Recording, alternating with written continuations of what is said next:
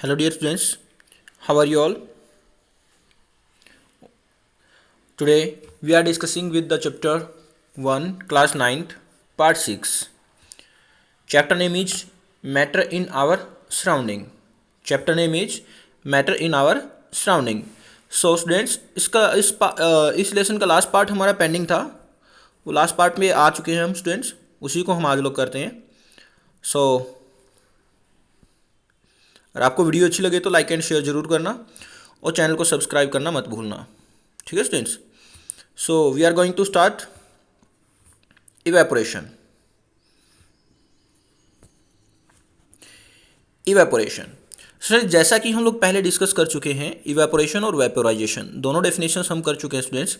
Evaporation क्या होते हैं? The phenomena of changing the liquid state into vapour states. We आएगा स्टूडेंट्स वेपर स्टेट्स, वी आएगा vapour state, vapour states at any temperature below boiling point. Students, जो हमारा liquid state से gaseous state में बनता है, कोई भी लिक्विड स्टेट से गैसियस स्टेट में चेंज हो जाना, but below boiling point, below boiling point, boiling point पे तो स्टूडेंट्स अगर होता तो उसको हम वेपोराइजेशन कह देते. क्या कह देते students? Vaporisation.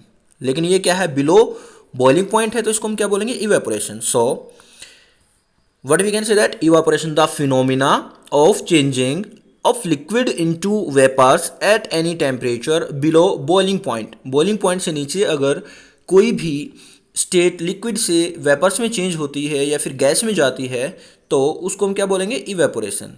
It is a surface phenomena. Students, ये सरफेस फिनोमिना है. सरफेस फिनोमिना क्यों है? बिकॉज इट विल ऑकर और एक्ट ऑन द सरफेस. जो ऊपर वाले सरफेस के मॉलिक्यूल्स होते हैं उनके ऊपर ज़्यादा एक्ट होता है. जैसे अगर हम बात करते हैं स्टूडेंट्स, हम लोगों ने एक बाउल के अंदर या एक बीकर के अंदर हम लोगों ने वाटर रख दिया और सनलाइट जब इसके ऊपर फॉल होती है तो जो ऊपर वाले मॉलिक्यूल्स होते हैं ना, जो सबसे ऊपर वाले सरफेस के मॉलिक्यूल्स होते हैं, वो हीट एब्जॉर्ब करके इवेपोरेट हो जाते हैं. पहले उनके पास काइनेटिक एनर्जी ज़्यादा आ जाएगी, जिसकी वजह से फोर्स ऑफ अट्रैक्शन कम हो जाएगी और वो मॉलिक्यूल्स उस सरफेस को छोड़ के चले जाएंगे. इसलिए इसको क्या बोला जाता है स्टूडेंट्स? सरफेस फिनोमिनन बोला जाता है.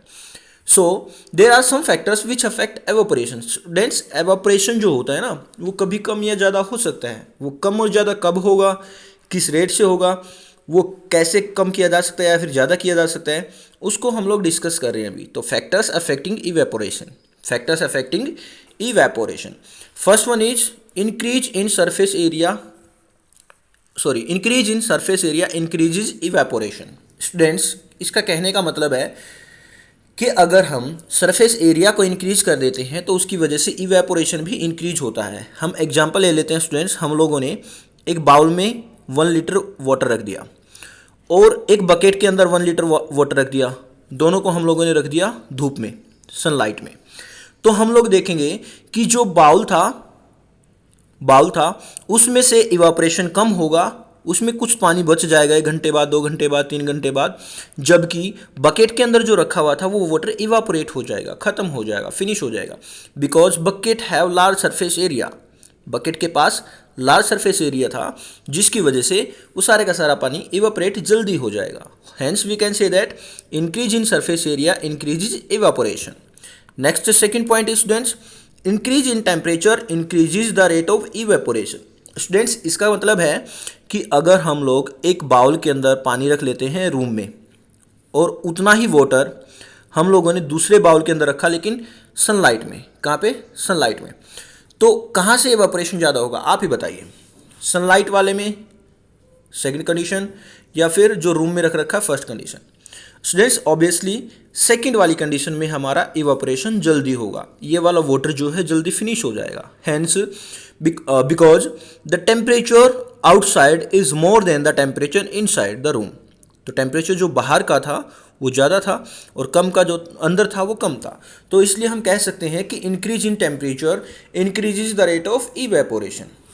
थर्ड पॉइंट आता है students, increase in wind speed increases the rate of evaporation. Students, अगर हवा चल रही है, विंड चल रही है, कहीं पे ज़्यादा स्पीड है, कहीं पे कम स्पीड है, तो जहाँ पे ज़्यादा स्पीड से विंड चलती है ना स्टूडेंट्स, वहाँ पे इवेपोरेशन ज़्यादा होगा. Because moving air is known as wind, moving air is known as wind. तो जब जहाँ पे हवा चल रही है, विंड चल रही है, तो वहाँ से जो भी वेपर्स बनेंगे वो तो विंड के साथ वहाँ से मूव कर जाएंगे और अदर पार्टिकल्स वहाँ पे फिर से जगह ले लेंगे, फिर से वहाँ से मूव कर जाएंगे, फिर से वहाँ पे मूव करते रहेंगे। तो विंड के चलने की वजह से वहाँ से जल्दी जल्दी इवेपोरेशन होगा स्टूडेंट्स। ओके स्टूडेंट्स, तो we can say that increase in wind speed increases the rate of evaporation. Students हम लोगों ने अभी तक देखा है, 3 पॉइंट्स देखे हैं कि 3 वजह से हमारा इवेपोरेशन इंक्रीज करता है। इंक्रीज किस किस वजह से करता है? फर्स्ट वन सरफेस एरिया में इंक्रीज होने की वजह से, सेकंड वन टेम्परेचर में इंक्रीज होने की वजह से, थर्ड वन विंड स्पीड में इंक्रीज होने की वजह से हमारा इवेपोरेशन इंक्रीज होगा। बट स्टूडेंट्स एक कंडीशन ऐसी है जिसमें डिक्रीज होता है, वो स्टूडेंट्स आप लोगों को देखनी है अभी। Decrease in humidity increase the rate of evaporation. बाकी सभी के तो इंक्रीज होने से हो रहा था इवेपोरेशन, लेकिन ह्यूमिडिटी के अंदर डिक्रीज होने से इवेपोरेशन इंक्रीज होगा। ऐसा कैसे होगा स्टूडेंट्स? उसके लिए आप लोगों को ह्यूमिडिटी का पता होना चाहिए। ह्यूमिडिटी क्या होता है? ह्यूमिडिटी होता है स्टूडेंट्स कि हमारी एयर के अंदर मॉइस्चर कितना है। How much, what is the content of moisture in air? Moisture का कंटेंट कितना है? Moisture in air is called as humidity. तो स्टूडेंट्स अगर ह्यूमिडिटी ज़्यादा है इट मीन्स दैट उसमें मॉइस्चर कंटेंट ज़्यादा है। मॉइस्चर कंटेंट ज़्यादा है तो वहाँ पे और मॉइस्चर तो आ ही नहीं सकता, यानी कि और ज़्यादा हमारे वेपर्स नहीं बन सकते।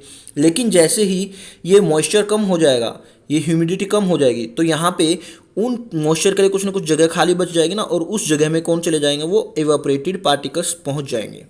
तो स्टूडेंट्स हम क्या कह सकते हैं? We can say that decrease in humidity, जब ये ह्यूमिडिटी डिक्रीज करेगी तो हमारा इवेपोरेशन इंक्रीज कर जाएगा। तो students these are the 4 conditions या 4 factors which affect the rate of evaporation और evaporation. Okay students, you have to remember this. First one increase करेगा, इंक्रीज सरफेस एरिया की वजह से, इंक्रीज इन टेम्परेचर की वजह से, इंक्रीज इन विंड स्पीड की वजह से, और डिक्रीज इन ह्यूमिडिटी की वजह से। इन सभी की वजह से हमारा रेट ऑफ इवेपोरेशन इंक्रीज करेगा। ओके डियर स्टूडेंट्स, सो जब भी इवेपोरेशन होता है, इवेपोरेशन की वजह से एक इफेक्ट प्रोड्यूस होता है जिसको हम लोग बोलते हैं कूलिंग इफेक्ट। क्या बोलते हैं उसको students? Cooling effect. So we can say that evaporation cause cooling effect. Students इसके लिए एक एग्जाम्पल है, बहुत ही अच्छा एग्जाम्पल है। जैसे आप लोगों ने देखा होगा when you play in playground, जब आप लोग प्लेग्राउंड में खेलते हो देन आपको स्वेट तो बहुत आता है, पसीना आता है, और जब आप अंदर आ जाते हो ना रूम में और आपको बहुत ही ठंड महसूस होती है। क्यों? क्योंकि जब आपकी बॉडी को जब स्वेट आ रखा होता है, पसीना आ रखा होता है, तो उस पसीने की वजह से क्या होगा? वो जो आपकी शर्ट थी वो शर्ट हमारी पसीने में भीग जाती है।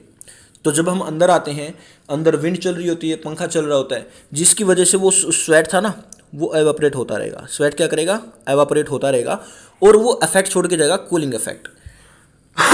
कौन सा इफेक्ट स्टूडेंट्स? Cooling effect. इसी के ऊपर स्टूडेंट्स एक क्वेश्चन और भी आता है, मटके के ऊपर क्वेश्चन आता है। मटके के अंदर जो पानी रखा होता है वो ज़्यादा ठंडा रहता है, ऐसा क्यों होता है? मटके के अंदर जो पानी रखा होता है स्टूडेंट्स वो ज़्यादा देर तक ठंडा रहता है, फिर ज़्यादा ठंडा रहता है, ऐसा क्यों होता है? बिकॉज जब हम कोई भी मटका लेते हैं, सुराही मटका जो भी होता है, वो मिट्टी से बना होता है, और उसके सरफेस के अंदर बहुत छोटे छोटे फाइन होल्स प्रेजेंट होते हैं। Fine holes are present in the matka, और अर्दन पॉट भी बोला जाता है स्टूडेंट्स। इसको क्या बोला जाता है? Earthen pot. तो स्टूडेंट्स जब हम इसके अंदर वाटर को डालते हैं तो वाटर जो एक स्मॉल पोर्स थे इनमें से बाहर सरफेस की तरफ मूव करेगा, और सरफेस पे आकर के बाहर सरफेस से हीट लेकर के इवापोरेट हो जाएगा, और इस वाटर के इवापोरेट होने की वजह से अंदर वाली साइड में कौन सा इफेक्ट छोड़ के जाएगा? एक कूलिंग इफेक्ट। कौन सा effect students? Cooling effect. Because we know that evaporation cause cooling. ठीक है स्टूडेंट्स, इसी के ऊपर एक क्वेश्चन और आता है स्टूडेंट्स, जो हमारे डेजर्ट कूलर होते हैं, सिंपल जो कूलर होते हैं उन्हीं को हम डेजर्ट कूलर बोलते हैं स्टूडेंट्स। तो जो कूलर होते हैं उनकी साइड में जो विंड के एंट्रेंस के लिए जो लगे होते हैं खिड़की सी, उनके अंदर हम लोग पैड लगाते हैं। ठीक है स्टूडेंट्स, वुडन पैड बोलते हैं उनको। तो उन पैड्स के ऊपर जब ऊपर से वाटर फॉल होता है और एयर इसके अंदर एंटर करती है, तो बाहर से तो वार्म एयर एंटर करेगी। कौन सी एयर स्टूडेंट्स? Warm air. और ऊपर से वाटर आ रहा होता है, कोल्ड वाटर। तो क्या होगा स्टूडेंट्स? ये जो वाटर था ये इस वार्म एयर में से वार्म को लेकर के इवापोरेट हो जाएगा। क्या हो जाएगा, इवेपोरेट हो जाएगा। तो वाटर तो इवेपोरेट हो गया, उसने इस एयर की वार्मथ को कम कर दिया, गर्मी को कम कर दिया, और अंदर वाली साइड में कौन सी कैसी एयर आएगी स्टूडेंट्स, कूल एयर। कौन सी एयर आएगी स्टूडेंट्स, कूल एयर अंदर एंटर कर जाएगी। स्टूडेंट्स एक ये क्वेश्चन आता है। तो these are the most important questions. और भी 2-4 क्वेश्चन बनते हैं स्टूडेंट्स इस पे, वो बाकी आगे हम जब हमारे क्वेश्चन की वीडियो चल रही होगी उसमें डिस्कस करेंगे जरूर स्टूडेंट्स। तो अगर आपको वीडियो कैसी लगी जरूर बताना कमेंट में, कमेंट करके। वीडियो अगर आपको अच्छी लगे तो लाइक एंड शेयर जरूर करना स्टूडेंट्स। और स्टूडेंट्स जो पिछले वाली वीडियोस थी उसमें से मैं एक क्वेश्चन पूछता हूँ, what is the melting point of ice, what is the melting point of ice and what is the boiling point of water. Students ये क्वेश्चन के आपको आंसर करने हैं, what is the melting point of ice and what is the boiling point of water. इनकी आपको comment box में message करना है स्टूडेंट्स, जरूर बताना है। ओके स्टूडेंट्स, आपको वीडियो अच्छी लगी तो लाइक एंड शेयर जरूर करना, चैनल को सब्सक्राइब करना मत भूलना ताकि आप लोगों को वीडियोज अच्छी मिलती रहें। और स्टूडेंट्स जैसा कि हमने आप लोगों को प्रॉमिस किया था कि स्मार्ट क्लासेज हम स्टार्ट करने जा रहे हैं, और स्टूडेंट्स स्मार्ट क्लासेज हम अपलोड भी कर चुके हैं, 1-2 वीडियोज़ आ चुके हैं। आप उनका फीडबैक जरूर दीजिएगा, मुझे बताइएगा कि आपको वीडियो कैसी लगी, उन पर भी कमेंट जरूर करना और अपने फ्रेंड्स के साथ वीडियो को शेयर जरूर करना।